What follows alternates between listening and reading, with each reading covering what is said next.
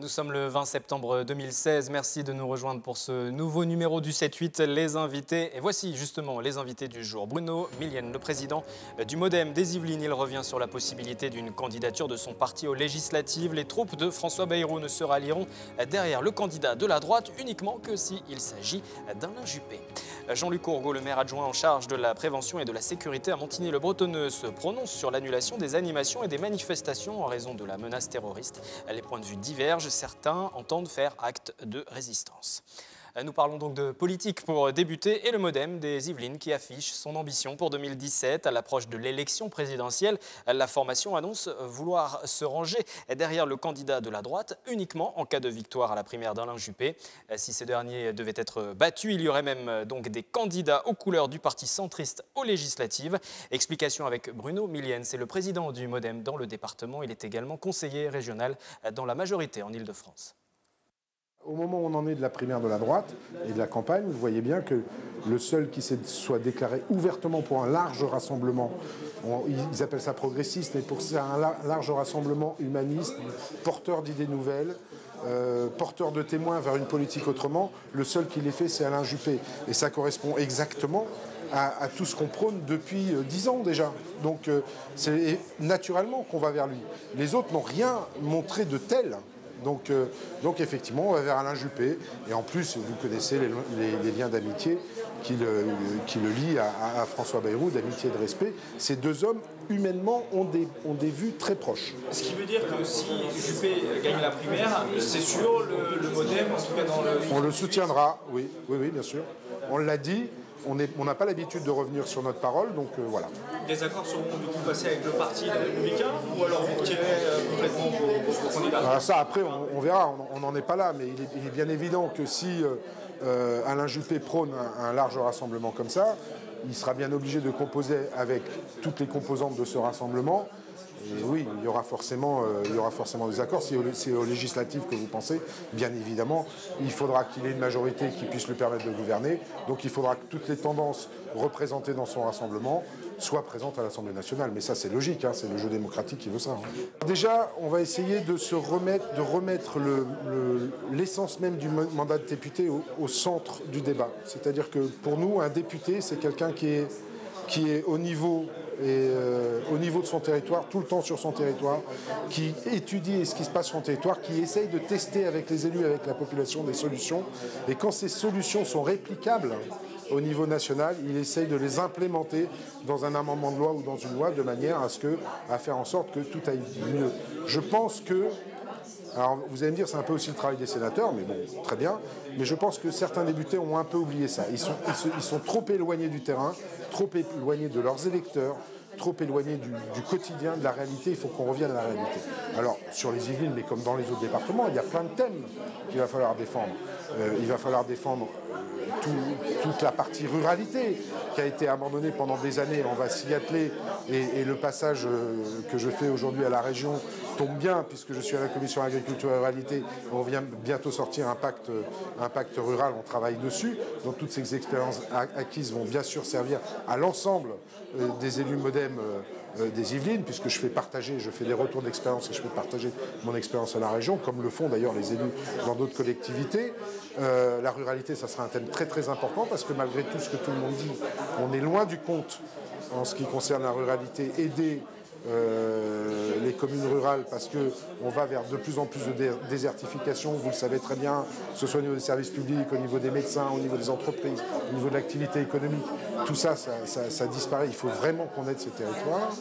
Il va falloir qu'on retravaille aussi dans le milieu urbain sur certaines zones où je pense on a fait pendant trop longtemps, et je ne jette l'anathème sur personne, hein, tout le monde le faisait, donc voilà. Mais on a fait trop longtemps beaucoup de clientélisme qui aujourd'hui provoque un retour de boomerang qui fait que le Front National est aussi haut et que aussi on a des problèmes de communautarisme. Il va falloir qu'on travaille sur imaginer la ville, les villages, les communes de demain. L'environnement va être un point central aussi. On ne va plus pouvoir construire et aménager le territoire comme on le fait aujourd'hui. Il va falloir qu'on tienne compte de la nature et de ce qu'elle peut amener, de la biodiversité. Sinon, on va tuer notre planète. Donc il y a plein de thèmes là-dedans. et tout ça bâti autour d'un axe central qui est le vivre ensemble et replacer l'homme au centre du sujet qu'on traite. Alors certains vont être surpris peut-être de voir que le modèle 78 peut proposer 12 candidats, 12 binômes pour ces législatives. Qu'est-ce que vous répondez à ceux qui pourraient paraître je répondrai simplement que parmi les candidats, les 12 binômes qu'on a présentés, la plupart d'entre eux sont des élus, déjà locaux, donc ils connaissent leur territoire. Ça, c'est première chose. Deuxième chose, c'est pas parce que on les a pas vus à la télévision, on n'a pas entendu parler d'eux dans les journaux, on les a pas entendus à la radio, que ces gens-là, un, n'ont pas des choses à dire, deux, n'ont pas des expériences de terrain intéressantes, et trois, sont dans l'incapacité de gérer des collectivités ou même d'assumer un mandat de député. Je suis désolé. Je ne veux pas enfoncer certains parlementaires, mais il y en a, on ne les voit quand même pas beaucoup à l'Assemblée nationale et on ne les voit pas non plus sur leur territoire. Donc pour certaines choses, je ne vois pas en quoi les élus MoDem ou les candidats MoDem feraient moins bien que certains qui sont déjà élus. Après la politique, il est question de sécurité, de l'attitude à adopter face à la menace terroriste. Pour certains, il faut éviter de prendre le moindre risque. Pour d'autres, il faut en revanche s'affirmer et revendiquer la mise en place des différentes manifestations. Bonsoir Jean-Luc Courgaud. Bonsoir. Vous êtes le maire adjoint à Montigny-le-Bretonneux en charge justement de la sécurité, de la prévention. Quel est votre point de vue sur la question? Principe de précaution ou au contraire, il faut justement s'affirmer et revendiquer haut et fort les différentes manifestations qui sont organisées? Alors je vais vous faire une réponse de Normand. Il faut en même temps s'affirmer, mais aussi prendre les dispositions qui s'imposent. Si vous voulez, à ce jour, sur Montigny, nous n'avons supprimé aucune manifestation. Par contre, nous avons pris des dispositions complémentaires. Alors bien évidemment, je laisse la partie scolaire qui a été traitée en liaison avec les consignes du ministère de l'Éducation nationale. Mais pour les manifestations organisées par la ville, je vais prendre l'exemple d'une fête de quartier qui auparavant se faisait sur une place ouverte à tout le monde. Eh bien, les deux dernières fêtes de quartier, notamment à Saint-Quentin ou encore sur le village, ont été faites dans des enceintes d'école, ce qui permettait, si vous voulez, de sécuriser l'accès, de contrôler l'accès des personnes et de protéger, puisque les cours d'école sont toutes clôturées, de protéger ainsi les personnes qui étaient à l'intérieur.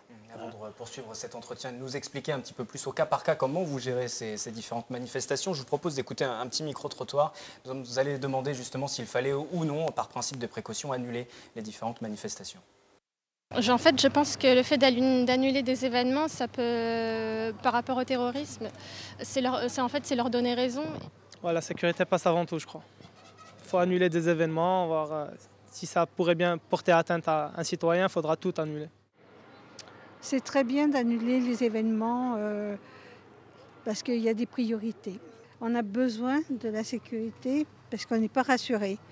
Pour moi, annuler des événements juste par sécurité par rapport aux attentats, c'est juste une preuve que ils vont gagner et il ne faut pas qu'on les laisse nous déstabiliser comme ça. Il faut juste essayer de renforcer la sécurité et continuer à vivre normalement. Moi, je pense que ça reste normal d'annuler les événements par rapport à la sécurité parce que je me dis que normalement, ça doit être quelque chose de temporaire. Mais après, oui, c'est sûr qu'il ne faudrait pas parce que ça prouve qu'on se rabaisse. Mais bon, je pense que c'est quand même normal. Comment se décide concrètement une annulation de manifestation? Pour le grand public, c'est un peu obscur en fait.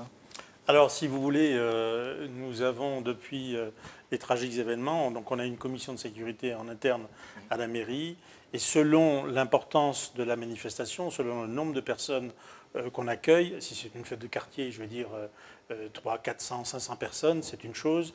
Si c'est le marché de Noël qu'on va avoir à la fin de l'année, où on aura 15 000 personnes, c'est autre chose. Donc, chaque événement donne lieu à une réunion de la commission de sécurité en interne et nous communiquons bien évidemment, parce que c'est une obligation maintenant, nous communiquons avec la préfecture des Yvelines les mesures que nous prenons et nous validons avec la préfecture des Yvelines le dispositif mis en place. Mais la préfecture peut vous imposer l'annulation d'une manifestation ou c'est à l'appréciation de la responsabilité du maire et de ses adjoints? La préfecture peut au tout dernier moment dire non, vous ne ferez pas cette manifestation parce qu'il s'est malheureusement passé quelque chose en France, ou pas par rapport aux dispositions qu'on a prises, puisqu'elles ont été, j'irai, travaillées et concertées avec la préfecture, mais si l'actualité nous amener à annuler. Le préfet, c'est lui qui a autorité, peut décider au tout dernier moment d'annuler une manifestation. Le marché de Noël que vous avez évoqué, pour l'instant, doit se tenir sur Alors, Montigny. le marché de Noël, on n'a pas eu encore... Qui draine beaucoup de monde au-delà de Montigny-le-Bretonneux. Voilà, donc le marché de Noël, il y a une population des Yvelines, mais bien au-delà. On a à peu près 15 000 personnes sur 3 jours. Donc nous avons déjà eu notre petite réunion en interne, mais il est sûr qu'on va prendre des dispositions que je ne dirai pas ici sur le plateau, pour les raisons que vous pouvez comprendre. On va prendre des dispositions nouvelles pour sécuriser au maximum l'accès des clients, on va les appeler comme ça, l'accès des personnes qui vont venir au marché de Noël. Ce qui nous protège beaucoup, c'est qu'on a la chance d'avoir les commerçants dans la cour de la ferme, donc elle est déjà fermée en tant que telle, et puis tous les exposants artisanaux à l'intérieur de la grange. Donc voilà, mais on a quand même 15 000 personnes, et ça, aujourd'hui, plus qu'hier, on est obligé de le prendre en compte. C'est peut-être aussi un facteur un peu subjectif, mais est-ce que vous prenez en compte la fatigue des forces de l'ordre qui sont quand même très sollicitées? Puis on en viendra aussi au travail de la police municipale qui, elle aussi, est mise à contribution. Oui, alors, est-ce que vous le prenez en compte? Alors oui, on est obligé de le prendre en compte parce qu'effectivement, depuis de nombreux mois, ils sont en permanence sur le terrain. Donc il y a deux aspects à votre question. Il y a la police nationale et il y a aussi l'opération Sentinelle, donc l'armée qui patrouille. Mais je dirais aujourd'hui, vu les renforts qu'il y a eu, je parle de ce que je connais un petit peu sur le département des Yvelines, bon, on n'a pas, si vous voulez, j'ai rencontré avec monsieur le maire les commissaires de police pas plus tard qu'avant-hier. Bon, il n'y a pas ce sentiment de fatigue comme on pourrait l'imaginer sur Paris, où il y a quand même beaucoup plus de tension sur Paris.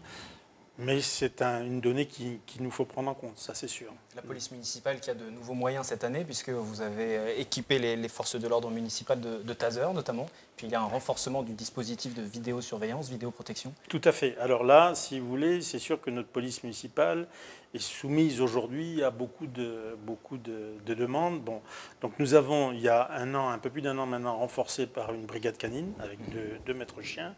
Et cette année, nous équipons la police municipale de taser. Pour l'instant, en fait, on va dire pistolet électrique, parce que taser, c'est une marque.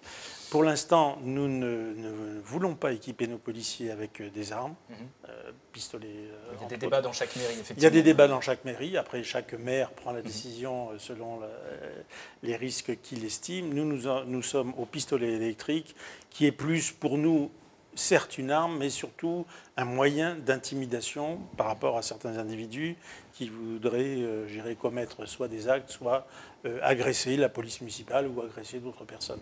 Merci. Donc c'est un moyen qui va être déployé.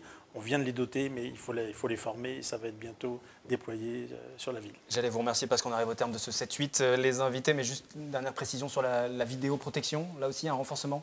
Alors la vidéoprotection, oui, on a déjà 65 caméras sur la ville de Montigny, on est à la pointe au niveau des Yvelines et on va encore en rajouter sur la place Georges Pompidou pour protéger encore, enfin vidéosurveiller cette zone encore plus. Merci donc d'être venu sur ce plateau. C'est la fin du 7-8. Les invités, replay disponible de cette édition et des précédentes sur notre site internet dès à présent. Rendez-vous demain mercredi à 18h45 pour la première diffusion du prochain 7-8 invité avec Florane Parfait qui recevra notamment Christiane Buisson de la Cité des métiers de Saint-Quentin en Yvelines. Et puis il sera aussi question de la soirée caritative organisée par l'hôpital Mignot au Chesnay.